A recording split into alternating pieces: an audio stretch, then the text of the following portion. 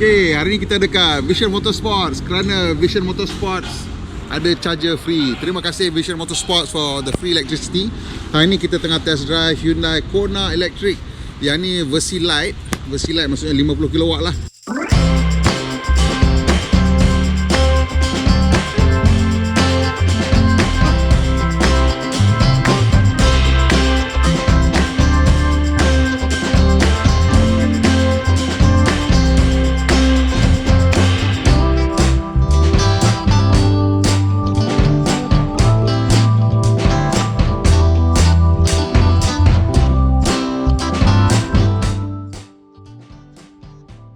Okay, ni dalam kabin Kona EV kali ni dia lebih kurang je sama dengan yang sebelum ni, cuma dia dikemas kinikan lah, dia ada kebentuk so, dah jadi cantik ni semua letak dah cantik dah. Dan banyak jugalah perbezaan dia tu. Jadi yang ni dah rasa lebih moden dengan dia punya center console ni, dan ruang kat bawah ni pun ada, dan dia punya aturan gear ni sekarang menggunakan ada kebentuk yang lebih kemas lagi lah.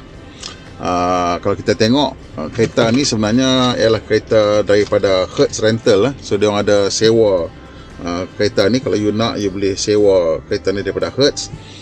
Sekarang ni dah 500 lebih lah sewa dia.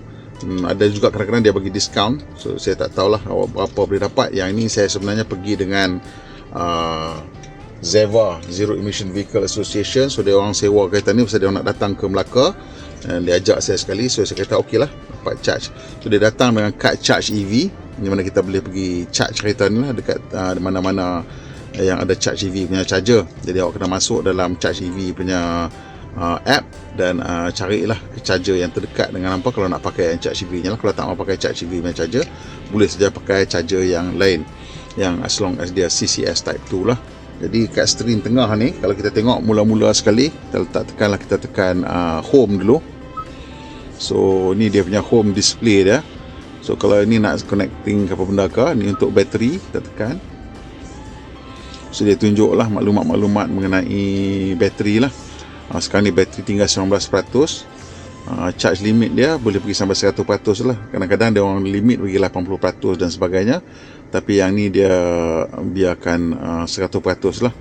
Dan dia punya eco driving dia, saya dah berjaya kurangkan CO2 sebanyak 25.8 kg. So charging limit dia sekarang 100%. So kalau kata kita nak kurangkan, boleh kita kurangkan je, kita tekan macam tu lah. Katalah kita letak 80 sebab kita tak nak bateri kita rosak kan. Selalunya kalau kita guna sendiri, kita letak lebih kurang kat 80 ataupun 90 lah, bergantung kepada keperluan harian lah. Tapi selalunya 80 tu dah okey dah. Dan sekali-sekala kena charge kereta ni pergi ke 100% supaya dia tak lupa yang dia boleh charge 100%. So dia ada eco, maksudnya eco, climate control boleh eco ataupun climate control boleh normal. Kalau climate control eco, dia jimat sikit lah tenaga kan. Recuperation ni dia punya regen braking. Saya letak 3 sebab saya suka 3, tapi saya naik dengan kawan saya Aisyah tadi, dia tak suka, so dia suruh saya letak kat 1 sebab dia tak suka bunyi-bunyi. Okey, kat tengah-tengah ni kalau kita tengok, Hyundai masih lagi kekalkan physical button. So butang-butang physical ni setengah orang akan lebih suka, setengah orang tak suka. Terpulang pada masing-masing lah. Saya rasa okey juga, agak convenient, senang. Kita ada quick button. Kat sini pun ada quick button untuk kita punya power dan volume, dan sebelah sini untuk FM punya selection lah kan. So boleh pilih dia punya tuning kat situ. Sini adalah tempat letak barang sikit lah. Ada USB punya charger. On some models mungkin ada wireless charging lah. Kat sini ada 2 cup holder. Dan ini dia punya gear selector, parking, reverse, neutral drive, dan ini dia punya auto brake. Kat sini dia punya drive mode, boleh pilih. Drive mode dia akan ubah kat sebelah sana lah. Saya letak kat eco. Ini auto hold ni untuk auto hold brake ni lah, which saya suka guna lah. Ok, ini dia punya instrument cluster dia. Kalau kita tengok instrument cluster ni, sekarang ni kita berada dekat eco mode lah. Kita punya rupa dia lah. Kita boleh 3 pilih mode yang berbeza. Ini ada eco, normal, dan kemudian yang sports punya. Dia punya reka bentuk dia nampak macam like 3D punya dial lah. Selain daripada tu, dia ada beberapa lagi maklumat yang dipaparkan kat sini. Sebagai contoh, kat sini sekarang driver assistance, kita boleh pilih. Kalau dia bagi bermacam-macam benda lah yang kita boleh dapat, iaitu type A. sorry, this is the mode type B, type C, cube. Ni cube ni comel agak ni, saya suka yang ni, nampak canggih sikit. So untuk seterusnya saya akan gunakan cube mah. Cube ni sebelah kanan dia bagi kita kilowatt hours. Sekarang ni 13.8, which is kind of okay. Sebelah sana tu kita punya speed lah. Dan maklumat lain yang ada kat bawah ni ialah eco. Sekarang kita dekat level 3. Bawah ni ialah dia punya kadar penggunaan tenaga dia lah. Dan bawah tu battery state of charge. So sekarang kita ada 64 km lagi lah. Dan ini dia ada auto front warning tu kan. So dia dalam lampu menyala hijau. Yang ini menunjukkan sistem auto steering ni. Bukan auto steering, lane keeping assist. Dan bila line tu warna biru, maksud dia dah nak boleh nampak lah. Ok, ni pula rupa steering dia. Ni tadi mode button tadi untuk kita pilih. Ni untuk hidupkan cruise control. Cruise control dalam kereta ni versi light ni hanyalah basic cruise control, bukan adaptive cruise control. So toggle switch ni, yang ini toggle sahaja. Yang ni toggle dan boleh tekan press. Boleh tekan press. So yang ni ialah untuk hidupkan dia punya lane monitoring. Dan yang ini ialah untuk resume balik cruise control. Kat sini ada satu lagi butang menarik, iaitu untuk regen braking ni. Kita boleh tekan kat sini lah untuk tambahkan regen braking kita. So kalau kita nak tambahkan regen braking, kita boleh tekan kat sini je. Walaupun tadi duduk kat tahap 1, kita boleh increase dia dekat sini. So regen braking ni satu ciri yang sangat berguna. Sebab apa? Memang akan membantu kita lah untuk mengurangkan pembaziran tenaga lah. Okay, sekarang ni saya dah setting saya punya tempat duduk ni semua. Ini saya punya tahap lah, keselesaan saya. Steering ni dia boleh laraskan turun dan naik. Dan juga boleh laraskan capaian. So kalau saya suka steering tu agak rapat sikit, supaya tangan saya boleh berada di atas. Jadi saya set macam tu dan tolak matikan. Dan kita tengok dia punya ergonomik ni selalunya okey lah, pasal kita agak kecil kan. Kita segmen B. So semua butang-butang saya boleh sentuh dan capai, dan diatur secara logikal supaya senang untuk kita faham. Reka bentuk atas ni nak kata moden sangat tidak, tapi okey lah. Yang ni jenis terletak ke atas ni setengah orang dia suka mungkin aturan bawah sikit ke apakah, tapi saya rasa ini satu pilihan yang agak okey. Kalau untuk saya mungkin saya nak dia tinggi sikit lagi lah, tapi untuk pemandu yang rendah, kalau saya dekat ni, ini dah memang dah mencecah atas pada dashboard dia punya view dia lah, dan sama dengan dashboard lah. Untuk saya ni dia masih boleh angkat tinggi lagi lah, tapi kalau orang lain duduk ni yang mungkin terlalu tinggi lah. So ni kira basically dia punya kedudukannya, kalau saya tengok dia dekat sama line of sight dengan kita punya meter cluster lah. So itu satu ciri yang bagus dari segi ergonomik, pasal senang kita nak tengok. Dia tak adalah mengubah turun naik. Kalau ke bawah ni lebih berbahaya. Bila kita nampak dekat atas ni, kita tengok macam tu, kita masih lagi mata kita boleh nampak lagi keadaan jalan, dan kita punya pandangan sisi ataupun peripheral vision. Atas ni tak soft touch, tapi dekat sini soft touch. Dan dia ada pattern, repetitive pattern macam hexagon ni. So agak cantik juga dia punya bentuk dia. Dan kemasan kat sini sekarang lebih kemasan berbanding dengan yang dulu.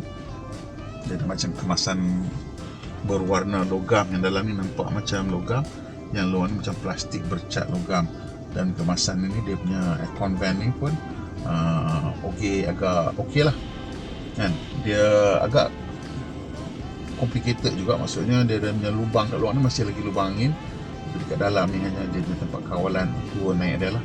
So sentiasa akan ada angin yang akan keluar bergerak direct lah. So this is some kind of dia punya compromise design nak pastikan good airflow throughout the cabin. Glass compartment okey, decent size, dan quality ni pun okey. Quality dia solid lah, berasa dia buka, dia tutup. Bila dia macam ni, dia tutup. Bila tegak ni, dia buka. Same thing over on this side. Dia tutup dan dia buka. Kemasan untuk speaker ni pun okey juga. Walaupun dia plastik lah, tapi nampak agak kemas juga, dan hitam semua di sini. Kat pintu semua matte black plastik, tak ada texture. Dan tepi ni adalah leatherette lah kot kan. Saya rasa tak bukan real leather lah. Juga di sini ada dia punya mirror dan ada lampu lah untuk orang nak guna waktu malam. Sebelah sini pun ada, so cantik lah, dua-dua belah ada lampu dan dua-dua belah ada slot untuk letak kad. So that's very nice. So boleh tolak ni, dia akan padam. Buat dilanggar ni dia akan padam. Nak buka, kita nak buka manual. Tengah ada auto lampu kan, ni tak ada lampu dia manual lah. Dan di sini pula ada tempat simpan cermin mata. Lampu macam biasa lah, lampu masih lagi menggunakan lampu incandescent, belum lagi menggunakan lampu LED. So di sini juga ada ruang simpanan barang. Agak dekat sikit kat sini, so bila letak tu kena angkat keluar lah baru boleh buka, kalau tidak dia mengganggu tangan kita lah. Dan di sini ada sedikit ruang simpanan barang.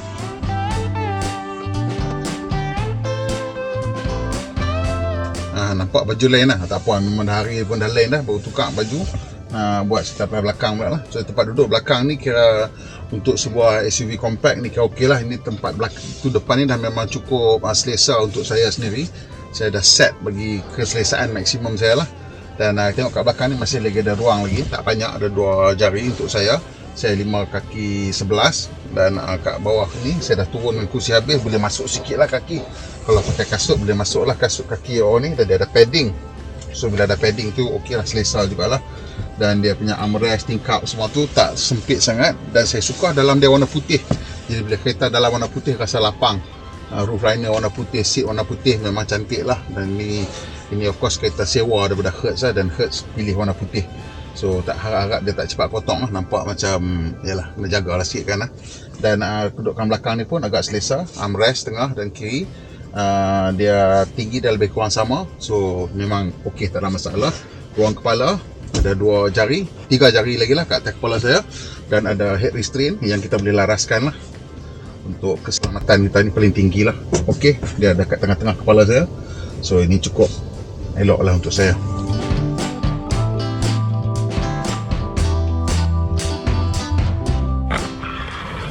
Okey, sejak kita dapat kereta ni, kita dah memandu lebih kurang dalam 347 km lah ikut meter ni, iaitu pergi ke Melaka dan balik. Dan dia punya kadar penggunaan tenaga dia ialah 13.8 lah. Kalau kita bagi 13.8 untuk setiap 100 km, maksudnya untuk setiap kilowatt kita dapat 7.2 km. Satu angka yang agak bagus jugalah. Jadi maksudnya kalau kita tengok kereta ni maksimum dia punya battery capacity dia lebih kurang 50 kW. Kalau kita memandu penuh lah, habis sampai habis, ikut kereta ni dia kata dapat 344 km. So ini satu angka yang agak impresif juga untuk sebuah SUV compact lah pada saiz macam ni dan dengan battery saiz yang dalam 50 kW. Jadi lepas kita mandu benda ni dekat dengan 500 km juga, aku rasa Kona electric light ni memang a very nice option lah untuk orang yang nak mula merasa pakai kereta elektrik and tak memerlukan range yang terlalu banyak. 300-340 km memang boleh dengan kereta ni realistically. Dan pasal tu aku rasa kalau korang teringin nak pakai kereta elektrik dan tak nak invest terlalu banyak, saya takut whatever lah kan, kau punya ngeri tu, dan kau nak cek kereta kedua lah. Kereta kedua terutama sekali dah memang boleh jadi kita pakai kereta elektrik dah. So ini memang satu option yang sangat bagus. Pertama kerana dia crossover, ramai orang sekarang suka crossover yang tinggi sikit. So kereta ni memang menawarkan seating position ala crossover yang tengah popular. Dan dia punya driving dynamics dia fairly decent. Cuma bila hari hujan, kereta ni front wheel drive kalau kau agresif sangat, dia akan berasa lagi-lagi sikit lah. Tapi of course dia ada vehicle stability control, ada traction control, so dia tak adalah rasa ngeri sangat ke apa-apa ke lah kan. So dia boleh lah. And therefore the verdict is, kalau memang you tengah tengok kereta elektrik and you tak perlukan 70 kW punya bateri, which aku rasa kebanyakan orang tidak memerlukan benda tu. Tapi cuma masalahnya ini ialah zaman early adopters kan. Bila zaman early adopters ni selalunya orang akan ambil yang spek yang terbaik lah.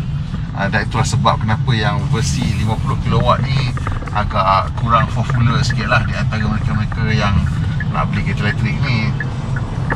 But to me 300 plus kilometers okey sangat.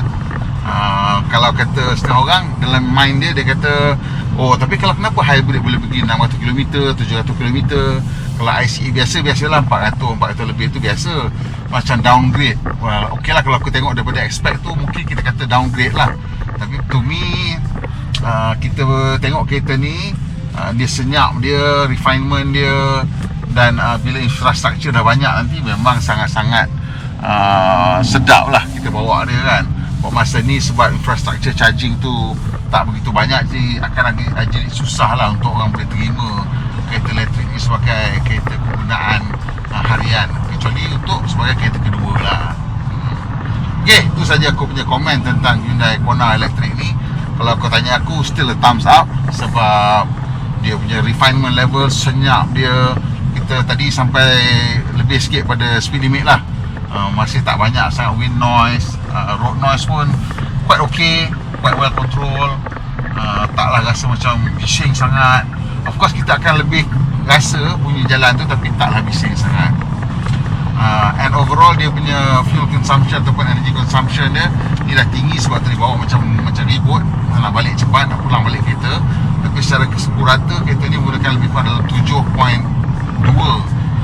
dapat 7.2 km untuk setiap 1 kW. So that is a pretty decent showing lah untuk kereta ni. Kalau tengok sampai habis, tolong aku tekan butang like dan kongsi bila dengan member yang mungkin terfikir nak beli kereta elektrik. Pasal Hyundai Kona Electric Light ni ialah kereta elektrik yang paling mampu milik buat hari ni lah. Dan kalau boleh tolong saya sikit tekan butang subscribe supaya saya dapat cecah 100,000 subscribers selama tahun ni, dan juga tekan butang lonceng supaya dapat